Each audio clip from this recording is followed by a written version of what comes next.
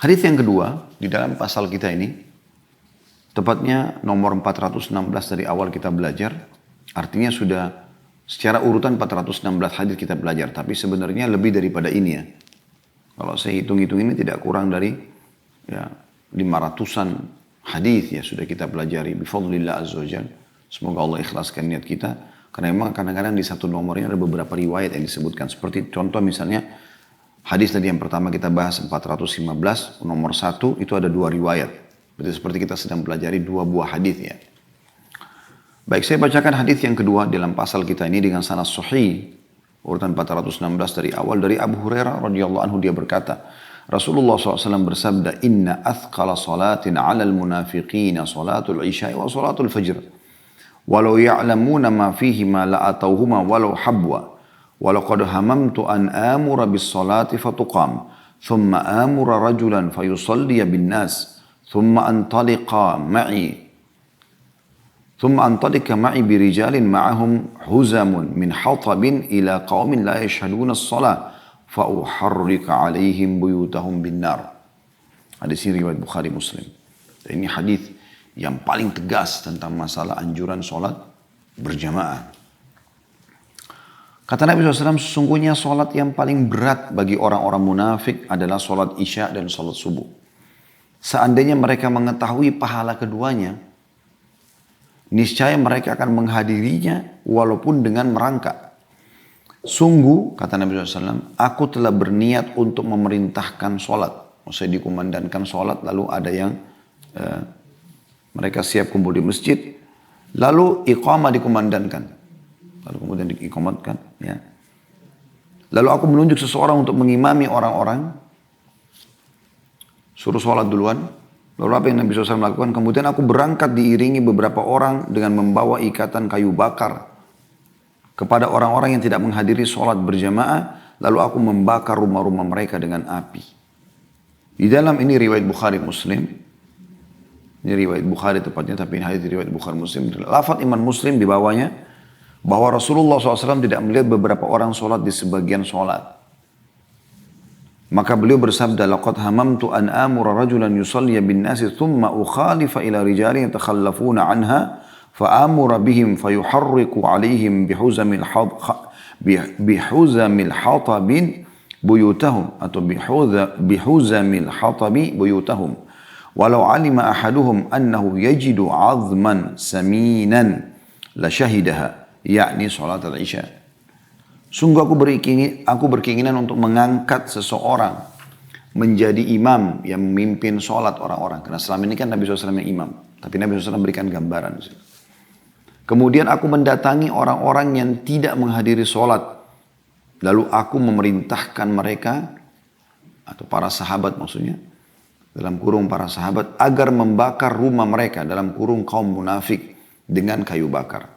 Seandainya salah seorang dari mereka mengetahui bahwa dia akan mendapatkan tulang yang gemuk, niscaya dia akan menghadirinya, yakni sholat isya.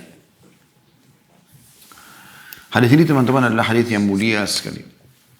Semoga Allah SWT mudahkan kita mengamalkan. Kita coba korek mutiara-mutiaranya. Yang pertama, tentang buruknya kaum munafikin. Dan munafik lawan iman. Kalau dikatakan orang beriman, seperti Allah panggil ya ayyuhalladzina amanu, hai orang beriman, maka berarti mereka bertolak belakang dengan munafik. Karena munafik pura-pura beriman. Dan orang-orang munafik ini Allah Subhanahu wa taala sebutkan dalam Al-Qur'an, a'udzubillahi minasyaitonir rajim, innal munafiqina fid darkil asfali minan nar. Orang-orang munafik itu di dasarnya neraka. Di dasarnya neraka. Artinya munafik lebih berat lagi daripada orang-orang kafir. Karena orang kafir teman-teman jelas. Ya, statusnya jelas. Sebagai orang kafir, dia mengiklankan diri sebagai orang kafir. Dia pola hidupnya semua cara orang kafir. Makannya, minumnya, pakaiannya, berbicaranya, ibadahnya semua. Maka jelas, ini kafir, ini beriman. Tapi yang jadi masalah munafik. Dia coba masuk di tengah-tengah. Allah Subhanahu wa taala menjelaskan masalah itu. Mudzabdzabina baina dzalik. dia berada di antara keduanya. La ilaha ula, tidak kepada orang beriman. Wala ilaha ula, tidak juga kepada orang kafir.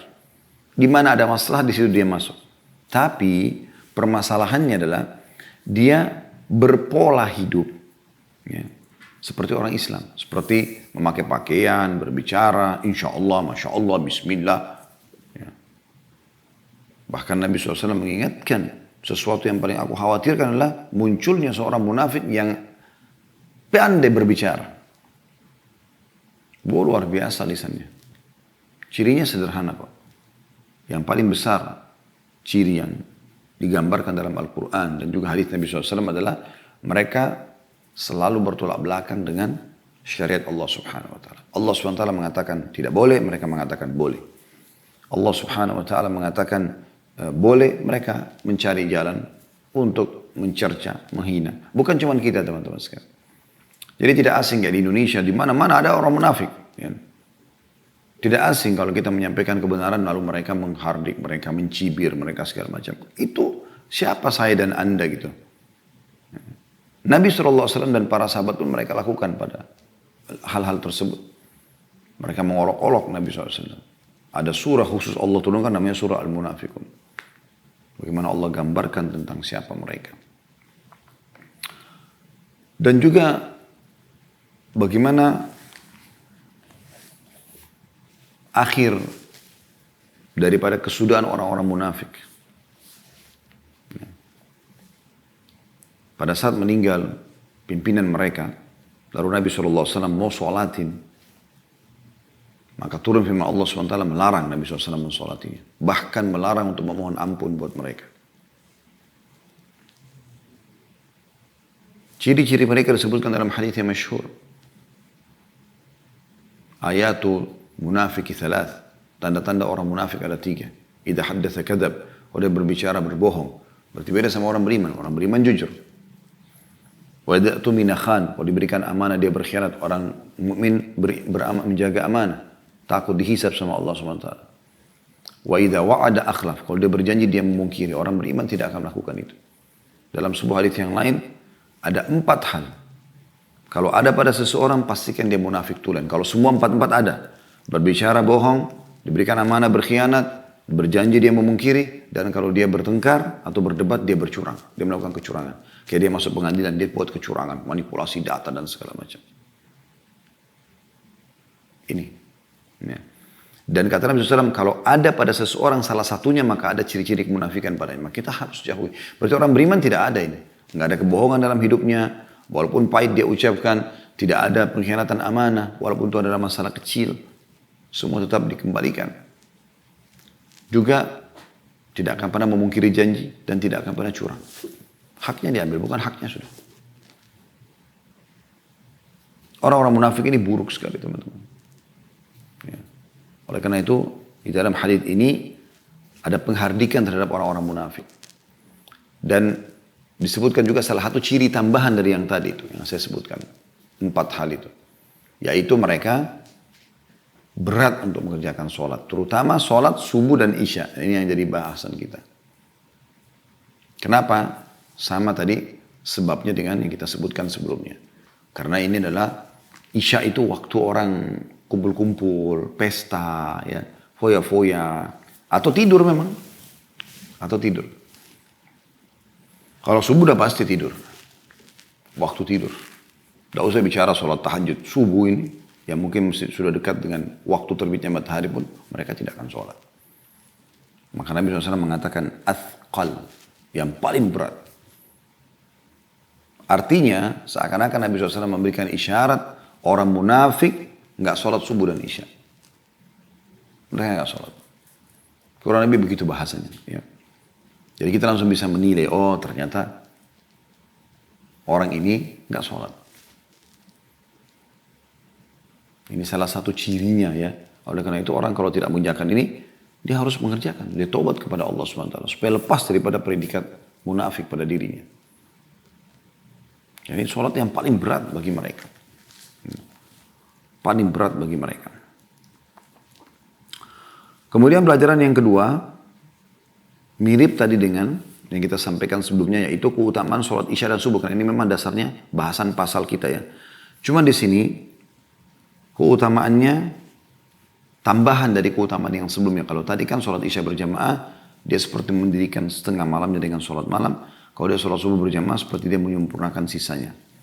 Kalau ini, ya, adalah digambar kalau Nabi SAW bahasa kiasan. Jadi kadang-kadang orang Arab itu kalau mau menggambarkan sesuatu yang sudah sulit dinilai lagi, karena terlalu besar nilainya, kedudukannya, maka mereka memberikan bahasa kiasan. Ya, contoh seperti ini.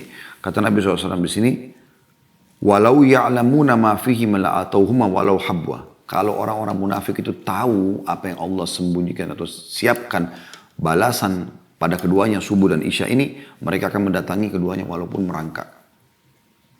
Kira-kira teman-teman, kita coba korek ini ya. Apa sih yang membuat Anda mau datang walaupun merangkak dalam kondisi Anda sakit, Anda capek, Anda ngantuk, tetap Anda datang. Merangkak itu kan kayak orang yang cacat mungkin.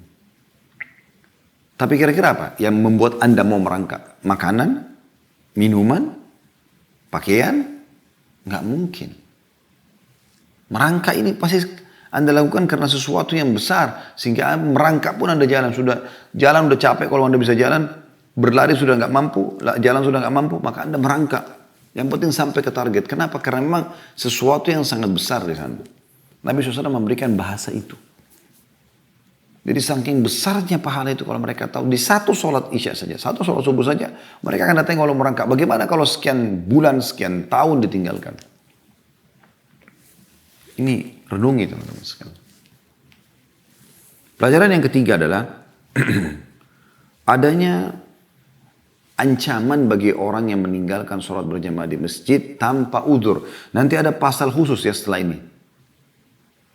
Walaupun di sini sudah disinggung. Setelah ini insya Allah ada pasal bi'inillahi ta'ala kita akan bahas di Jumat akan datang. Atau sesudahnya mungkin ya. Itu pasal ke-20 ancaman meninggalkan sholat jamaah tanpa udzur. Nah di antara bahasan dalilnya adalah hadis ini. Di sini karena kita disebutkan hadis maka kita sebutkan mutiaranya ya. Nabi SAW memberikan ancaman yang sangat tegas. Terutama bagi orang laki-laki yang tidak punya udzur. Kata Nabi SAW, walaqad hamamtu an amura bis salati fatuqam. Aku ingin memerintahkan sholat untuk diiqamahkan. Thumma amura rajulan fayusalli bin nas. Lalu aku perintahkan seseorang untuk mengimami. Selama ini Nabi SAW jadi imam. Tapi Nabi ingin melakukan sebuah perbuatan besar. Ya. Beliau akan suruh iqamahkan sholat. Lalu kemudian diimami oleh seseorang. Karena dengan sholat lagi berjalan. Nabi SAW kalau keliling tahu siapa yang tidak sholat. Gitu loh. Ya kan?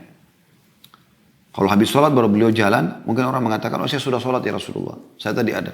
Tapi beliau mengatakan, saya ingin sholat diiqamahkan, saya panggil seseorang jadi imam, sementara sholat berlangsung, maka saya akan keliling.